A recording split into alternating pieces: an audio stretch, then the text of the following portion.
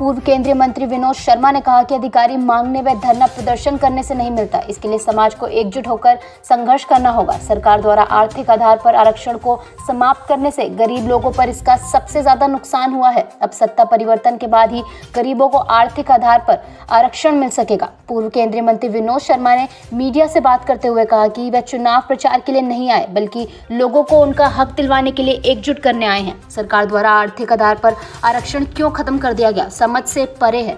आर्थिक आधार पर आरक्षण के लिए सत्ता परिवर्तन जरूरी है। लोगों से आह्वान किया कि आर्थिक आधार पर आरक्षण लागू करवाने के लिए एकजुट होकर संघर्ष करेंगे और आरक्षण लागू करवाएंगे।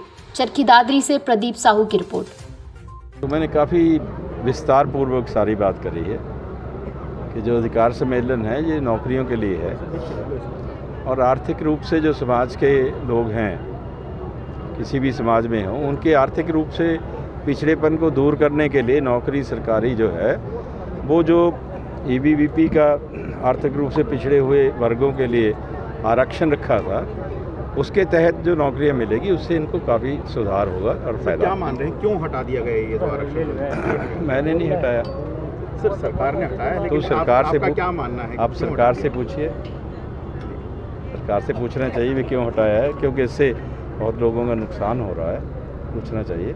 हम चाह रहे हैं, हम तो मांग कर रहे हैं कि इसको फिर से लागू किया जाए। कहीं सर अधिकार सम्मेलन का नाम लेकर के कहीं चुनाव प्रचार ही तो अभी से पहले शुरू नहीं कर दिया गया? देखो, अभी चुनाव तो 2.5 साल दूर है, फिर भी आप अगर कोई इसका अंदाज़ा लगाना चाहते हैं तो आप पत्रकार हैं।